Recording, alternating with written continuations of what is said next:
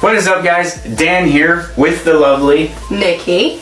And we're here to talk to you about Doll Parts. We just finished reading this one together. We read number 1 and number 2. Quick synopsis about it. It's about a younger lady who's just coming into being a teenager. She's going through some issues, and I rip it like a fingernail. Try not to be noisy. Oh, you're good. Go ahead. I think, like, for starters, you missed in book 1, the first issue. She's struggling with becoming a young lady. She doesn't want to.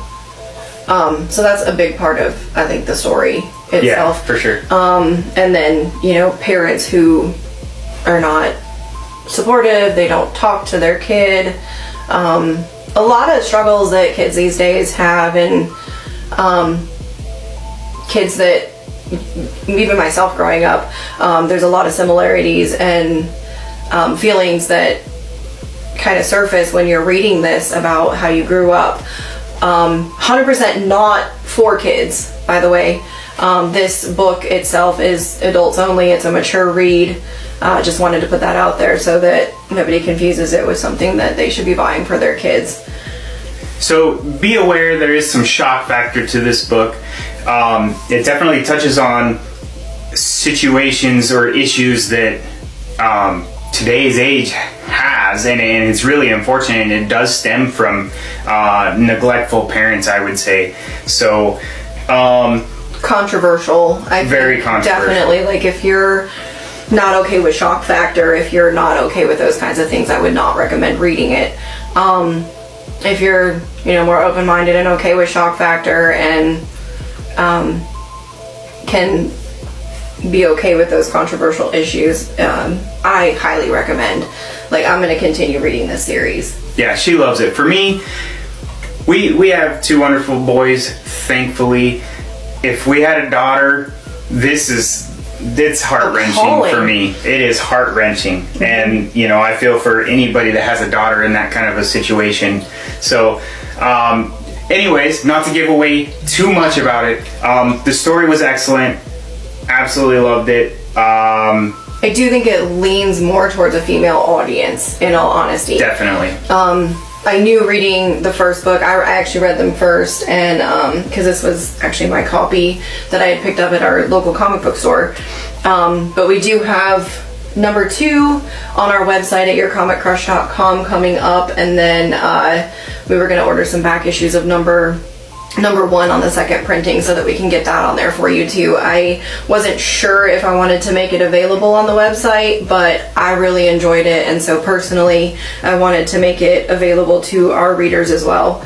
But reading through the first issue, when I handed it to you, I was like, I don't think you're gonna really get into it the way that I did, because it is a lot of, like, little girl growing into a teenager, those kinds of issues that might be uncomfortable for male readers, or that they just don't connect with this child. Yeah, I mean, I don't think I would continue to read it myself, just because it's such a heart-wrenching story, and I love upbeat, happy stories, or just action-packed, funny stories, things like that. So not typically my kind of thing, although I do like I like conspiracy theory, yeah. and I like horror. I like suspense. I like mind, like things that really make you think, and really tug at having an open mind and trying to kind of decipher what's going on. The fact that she was such a young girl in this story is what's off-putting for me. It's very hard. I personally didn't like looking at the cover. I picked it up because I was like, oh, this could be cool. It's not something that I would normally read. I think it probably, and I should have done some research, comes from a manga that has been translated for a comic book, and I'm not... Oh, that was a manga? I think so. I'm not typically a manga reader, but the story itself, the beginning of number 1 was kind of confusing. I don't want to give away too much of the story, but when they're in the ballet studio, it was kind of hard to decipher the main character, like she was giving her thoughts, and then there was conversation around her, and so it was kind of, you had to take it slow at first to figure out who was talking, what they were talking about, and who she was referring to, things like that. But as the story picked up, it was a lot easier to figure out the characters. I absolutely love the layout, because it's basically she's talking and interacting with people around her at the same time her diary is narrating it for her. So that setup there, that was really awesome. So the writing was great on it. In terms of artistry, actually I'm not too mad at the art either. It definitely has a dulled down, gloomy feel to it. So there is that. It really makes you either love the characters or hate them. It definitely, this little girl's mom, you just want to knock some sense into her. So it really pulls emotion when you're reading this book, and I wanted to save this poor little girl. Yeah. So let me see this here. Careful what page you turn to for the art, because it is graphic. Yeah, there is some. But here's just an idea of some of the inside artwork there. Inside. Beautiful cover.